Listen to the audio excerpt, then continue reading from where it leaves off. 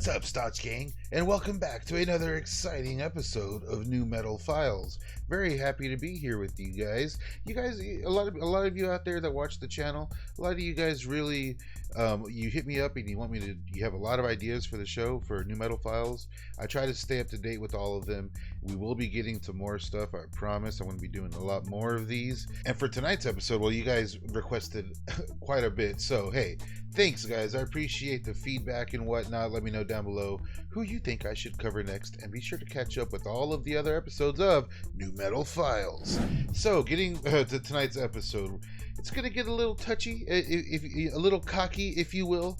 We're of course touching on Detroit legend Kid Rock. So this is gonna be a good episode, man. Kid Rock, you may know him from The Hard and the Heavy, that compilation I'm always talking about.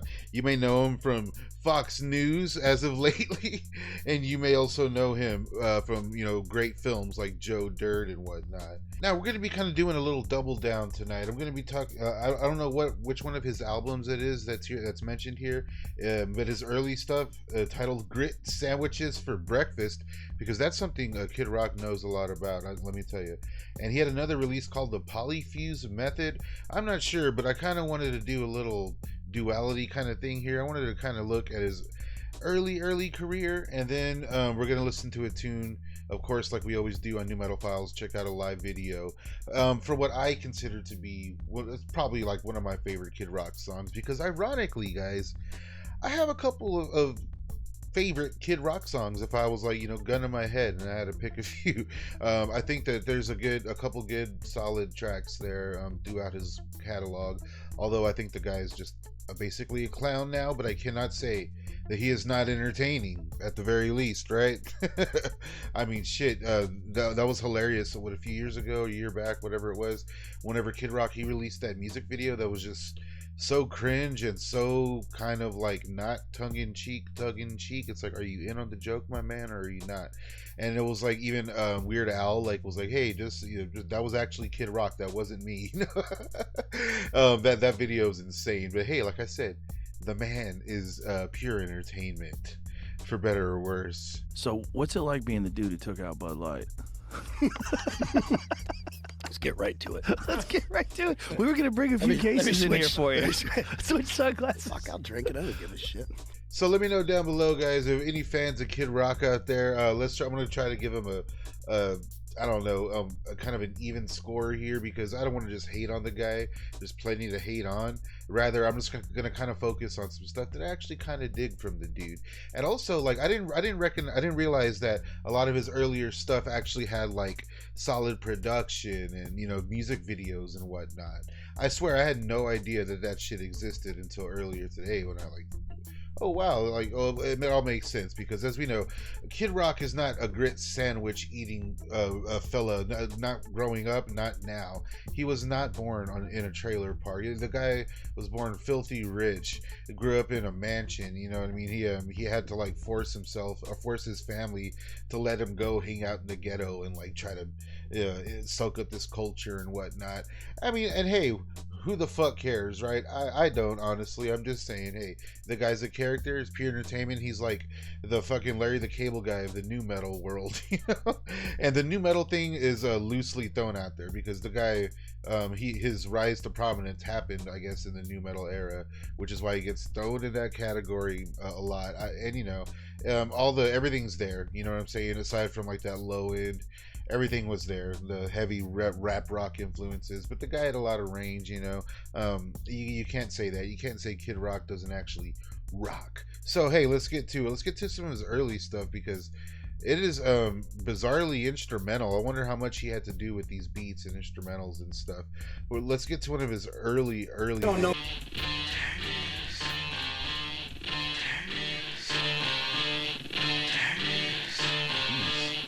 Apparently he directed this, I think is what he said. Very, Beastie Boysy.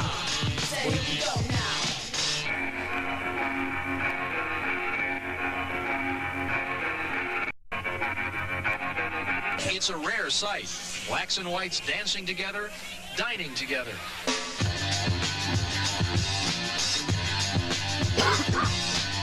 From what I remember, there was quite a bit of samples in this track that I was like, oh, hey, I recognize that. I recognize that. But look how just the instrumental goes on a long way here.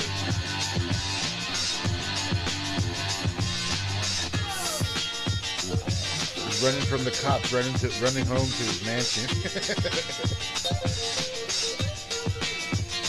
Although, is that Kid Rock playing? You know, like I need to look more into this.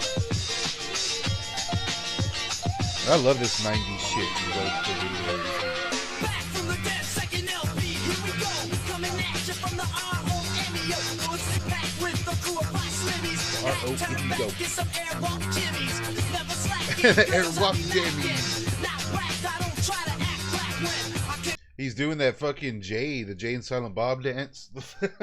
I love that shit. I came at you from the outskirts. Bag of Diva in the pocket of my sweatshirt. Bone to the bone, to the bad, to the bad, to the bone. And bumping out my microphone. Hit bound from the Motown Allen. I'm 40, I drink it by the gallon. And you don't stop. What do you guys think about this? Like, I actually kind of dig it. You know what I mean? Most of my favorite rappers are white anyway. And I don't know. I think he's, for the time, especially like this 90s vibe and whatnot, I fucking dig it, man. I can jam this shit. But throw this shit on in the middle of the club, people won't even know it. Especially if it's like 1994. I dig it though.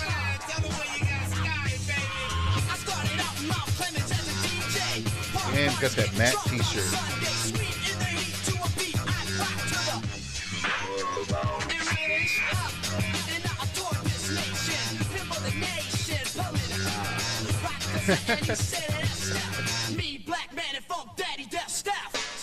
So even back then, he's like throwing the pimp thing around, which will come up here in a bit.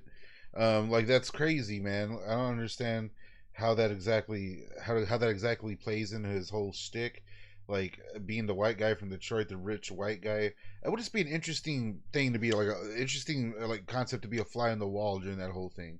Like, who was there to help this guy? Like, did money really matter? The dude got signed to like Jive Records or something early on. I mean, obviously, I think there's some talent there, especially if he had a hand in the music and whatnot. I don't know. Am I being too nice here? Am I being too open-handed with my Kid Rock comments? Let me know down below.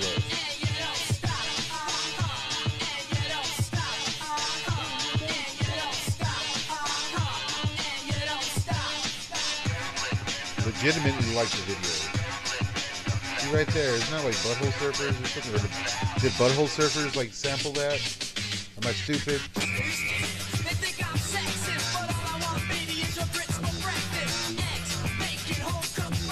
Talking about grits for breakfast again.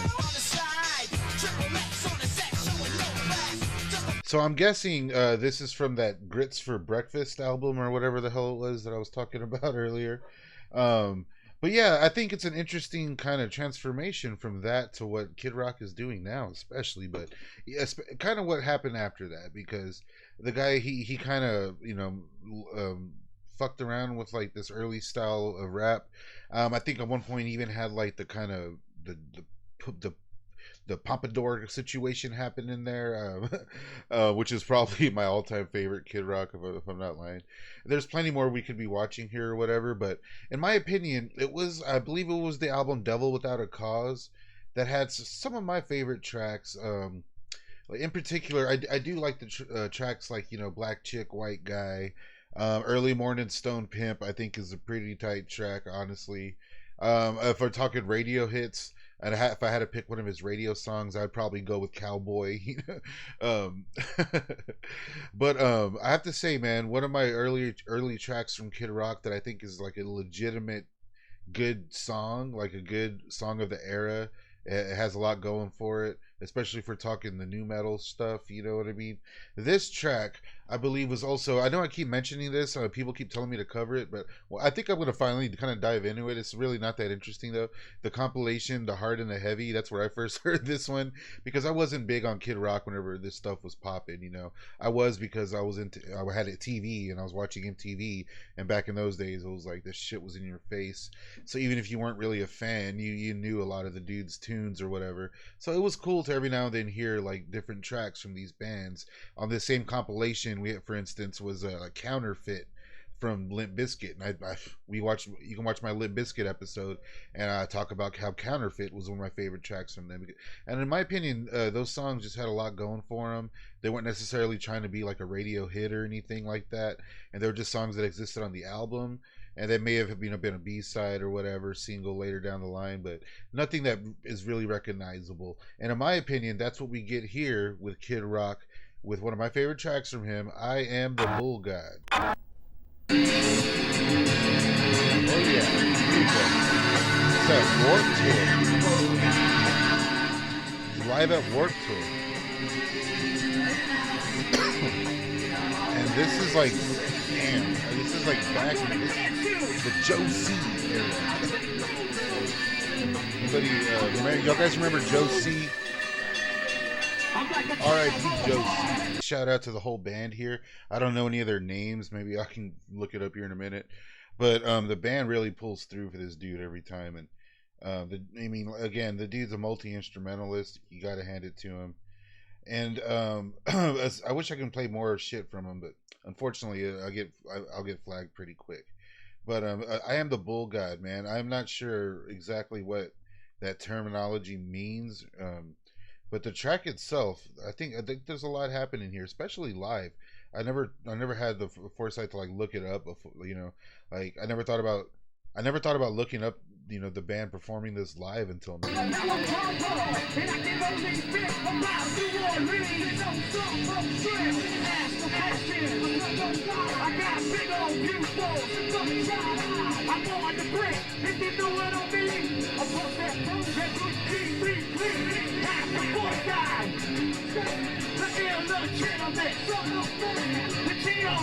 I love that line. I'm the bull god, you understand? Illegitimate son of man. Uncle Cracker. A lot of people post on and that's all right. When I start looking back, they get all uptight. It's like small scale too. They're just like any other, you know, band, just any other rock band really. It's like the fact that they blew up or whatever, pure charisma, I'm guessing. Again, pure entertainment, and I think Joe C had a lot to do with it. It was always there was like a pair, Kid Rock and Joe C. It was kind of like a comic book thing come to life. The whole band was very new metal. They had that like older black lady on drums who just used to jam the fuck out, and this new metal dude on guitar. I'm sorry, I didn't think of learning their names here, but interesting here, like this small crowd at Warped Tour to what Kid Rock is now, like, you know, shooting beer cans and shit, and just being a total asshole from what it looks like. But you know, total excess or whatever. Do rock stars even exist anymore? Let me know your thoughts below.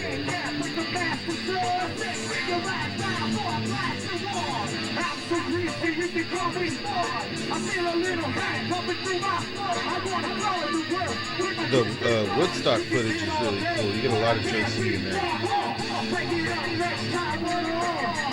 Like, I'm not sure if Joe C is here with them now.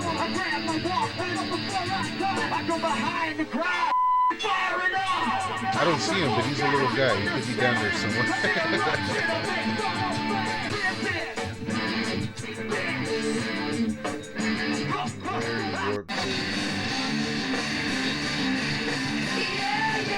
You know what I mean? Like, this is very typical music.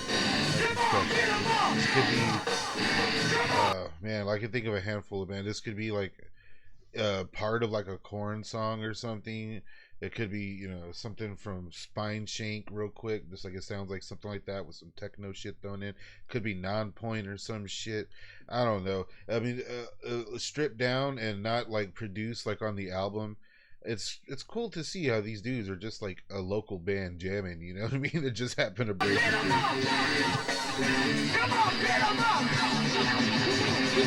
I get a feeling of peace from a low, slow high. Sit in my chair and watch life go by. These thoughts I have, I can't know the same. Through the forest of the mind of all. Pop, death, born and raised in the outer. It's time to say, I'm in a band, we're on the floor. Every time that day, here's my draw. Sometimes it seems so far.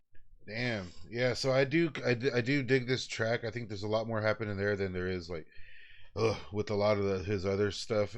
So I think like there was definitely some more feeling at the very least into this early stuff, and even these tracks that weren't huge. Like I think there's a lot happening there. This dude really pushed for all this stuff to get heard either way. You know what I mean? They're playing this shit live.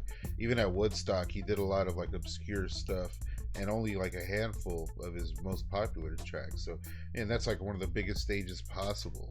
Let's see what Wikipedia has to say about Kid Rock.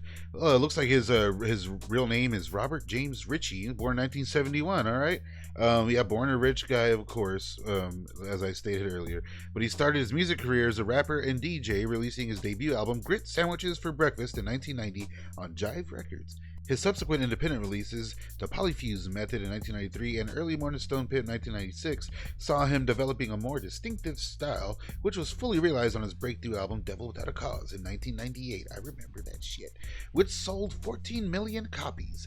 This album and its follow-up Cocky in 2001, well, they were noted for blending elements of hip-hop, country, and rock. His most successful single from that period, Cowboy, in 1999, is considered a pioneering song in the country rap genre.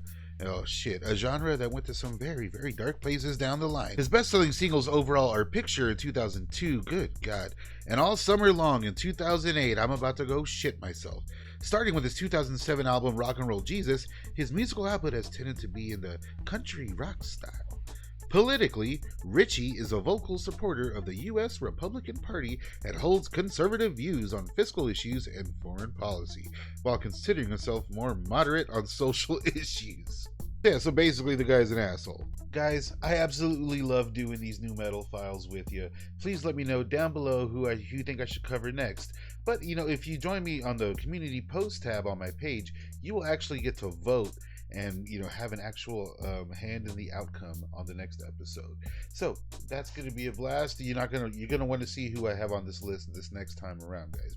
I assure you of that one. As for now, you can check out my episode on Snot only on the Patreon. Now, of course, it's going to be on the actual channel soon, so I'm not, you know, totally dicking you guys over. But right now, it's on the channel, and there it's extended, and we can get to watch music videos and shit like that, stuff that I can't do on the main channel. So it's just a little bit longer of an episode. It's only $5 a month, and you get stuff like that plus exclusive videos and whatnot. We're having a good time on the Patreon. Most of the exclusive videos are more like rant style and stuff like that, and I plan on doing like a making of and whatnot. So if that's your thing, if you want, you can help out the channel directly on Patreon. And if like early previews of videos and exclusives and stuff like that, if that's not your thing, oh, don't worry, because, you know, the versions of those videos will be on the main channel. It's just they're going to be a little longer on the Patreon. So hey, maybe I'll see you over there, maybe I won't. Till next time, rest in peace, Kid Rock. And please like, comment, subscribe, all that good shit, guys. I will see you next time on the New Metal Files. Catch up on all the later episodes, why don't you?